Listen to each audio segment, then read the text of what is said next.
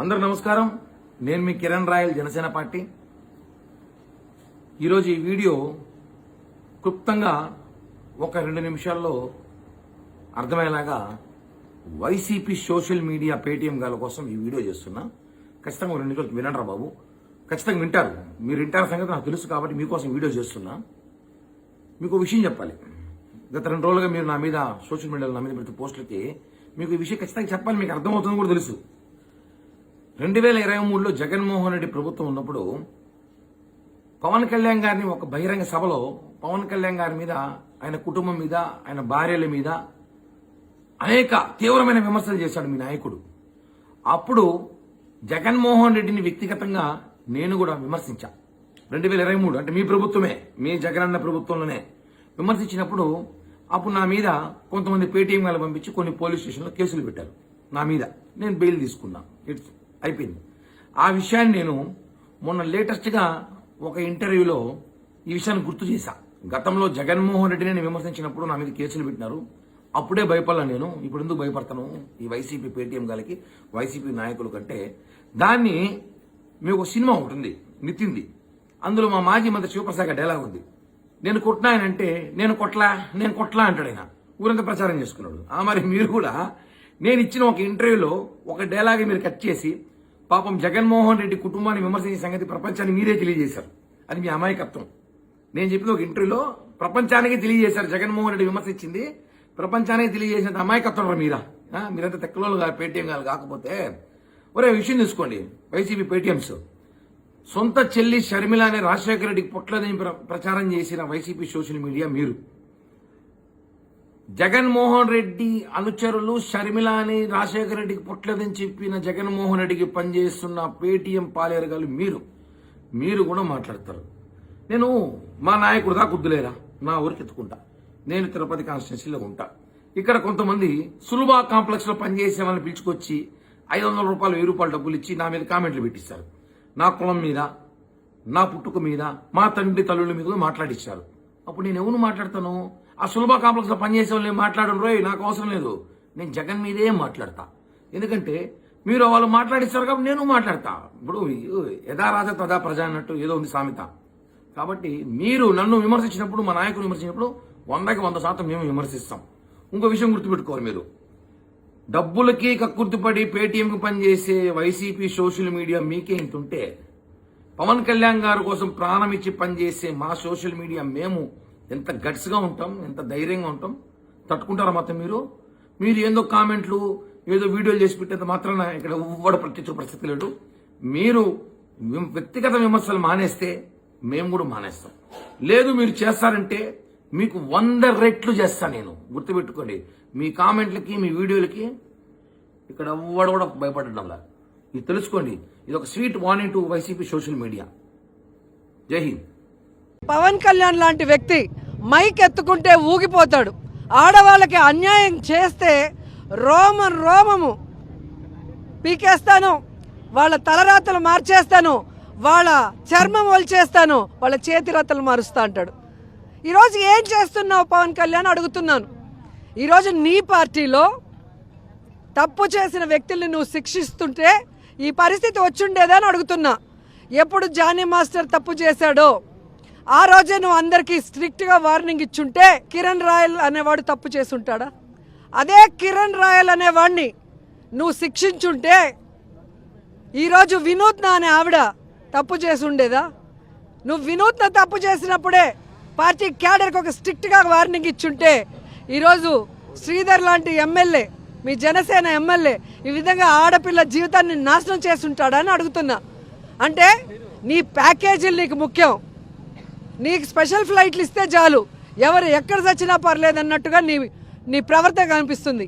కేవలం చంద్రబాబు నాయుడు ప్యాకేజీల కోసం జగనన్నను తిట్టడానికి ఈ ఆంధ్రప్రదేశ్కి వస్తావు తప్ప ప్రజలకి కష్టం వచ్చినప్పుడు వాళ్ళని ఓదార్చడానికో, ఆ కష్టం చేసిన వాడిని శిక్షించడం కోసమో, లేదా ఆ విక్టిమ్ ఎవరైతే ఉన్నారో బాధితులు వాళ్ళకి న్యాయం చేయడానికి ఏ రోజైనా నువ్వు ఆంధ్రప్రదేశ్కి వచ్చావని ప్రశ్నిస్తున్నా.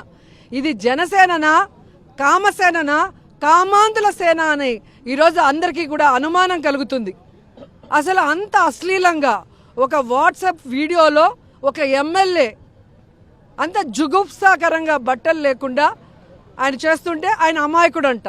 వాళ్ళ తల్లి ప్రెస్ మీట్ అంటే ఒక అమాయకురాలైన తల్లి దగ్గర అబద్ధాలు కూడా చెప్పిస్తూ ఒక ప్రెస్ మీట్ పెడతారు.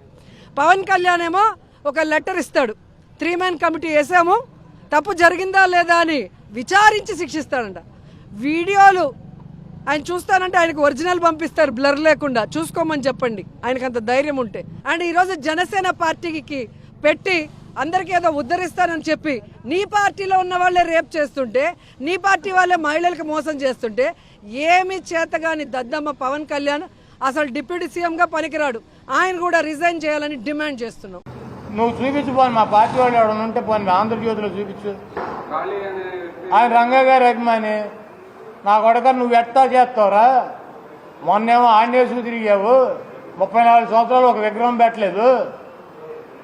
వాళ్ళ రాజకీయాల కోసం సిగ్గు లేదా? అన్నం తింటలేదా? గడ్డి తింటున్నావా? ఇంకా దీనికన్నా ఎందుకు సావటం బెటర్ నువ్వని చెప్పాడంట ఫోన్ చేసి. ఇటు జనాన్ని పోగేసుకుని రా నా కొడక చూసుకుందాం అన్నాడు.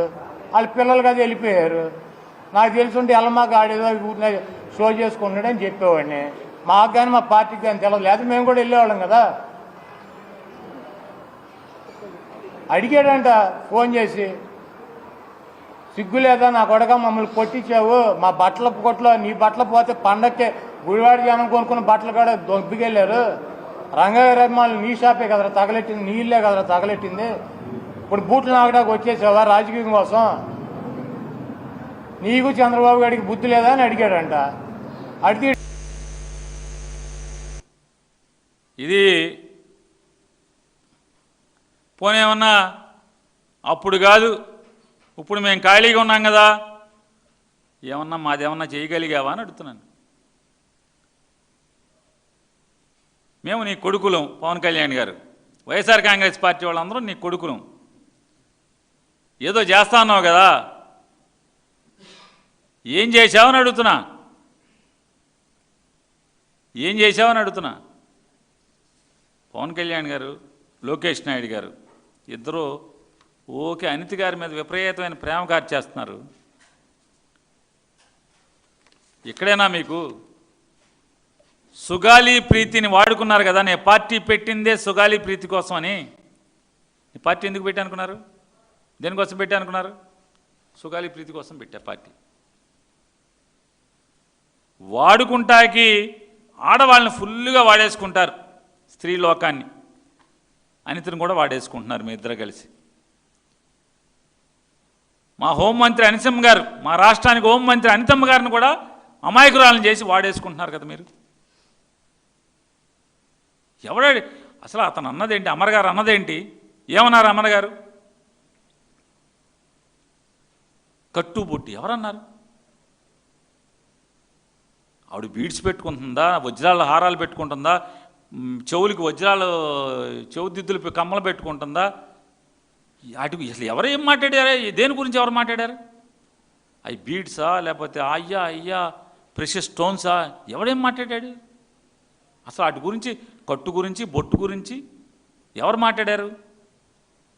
ఎవరు మాట్లాడకుండానే పవన్ కళ్యాణ్ గారు కట్టు బొట్టు అని మాట్లాడుతుంటారు. ఎవరన్నారు అసలు? అనితమ్మ గారికి ఎవరన్నారు? మేమన్నా అన్నామా అంతకితం?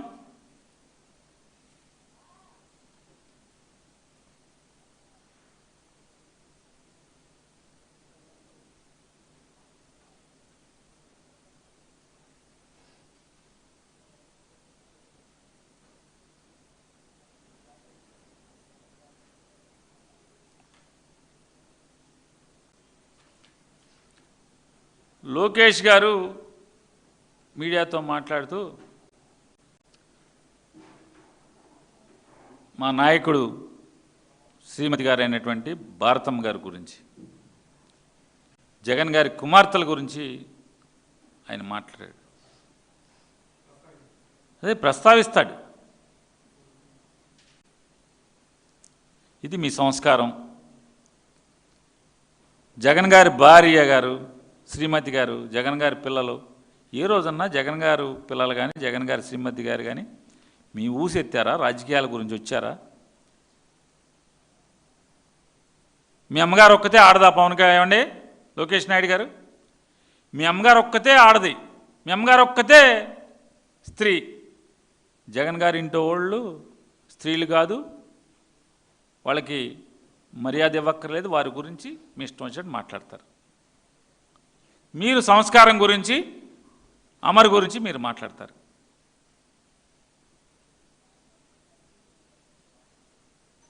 ఏంటి అసలు మీ సంస్కారం ఏ పాటిది అంటున్నా?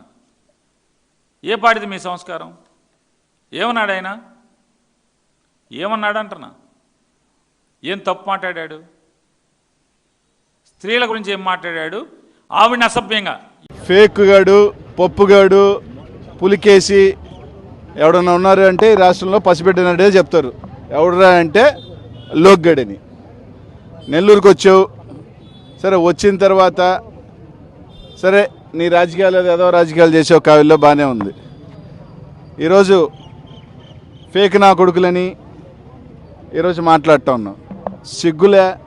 ఈ రాష్ట్రంలో నీ అబ్బ 14 సంవత్సరాలు ముఖ్యమంత్రిగా చేశాడు. మీ వాళ్ళు చూస్తే పులికేసిని గోదావరిని పట్టుకొని కుక్క తోక పట్టుకొని గోదావరి నెట్టు నిన్ను పట్టుకొని నువ్వేదో భావితరం ఈ రాష్ట్రానికి ముఖ్యమంత్రి అని చెప్పి నీ వాళ్ళు చూస్తే జపం చేస్తున్నారు. భాష మాట్లాడేటప్పుడు నీకన్నా చాలాసార్లు చెప్పాం, నీకన్నా చాలాసార్లు ఎక్కువ కూడా మాట్లాడతాం. కొంతమంది కూడా ఎదవలు ఏదో మాట్లాడుతున్నారు. అందరికీ కూడా లెక్కలు సరి చేస్తాం, ఏ ఇబ్బంది లేదు, సరి చేసి చూపిస్తాం కూడా తొందరలోనే.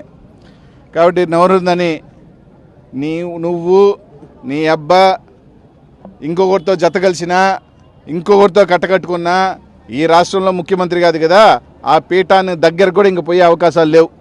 ఈ రాష్ట్రంలో జగన్మోహన్ రెడ్డి గారు చేస్తున్న పరిపాలన సంక్షేమ దెబ్బకి పోసుకొని హైదరాబాద్ వరిగిస్తున్నారు. సిగ్గులే మళ్ళీ మాట్లాడదాం జగన్మోహన్ రెడ్డి గారి గురించి మాట్లాడదానికి. ఫేక్ ఎవరా? ఈ రాష్ట్రంలో ఫేక్ గార్డ్ ఎవడన్నా అంటే ఫస్ట్ నీ అబ్బా, ఫేక్ నెంబర్ 2 ఎవడంటే నువ్వు. ఇంకా ఫేక్ గాళ్ళు ఉన్నారంటే ఈ జిల్లాలో నీ పార్టీ వాళ్ళు యదవులు.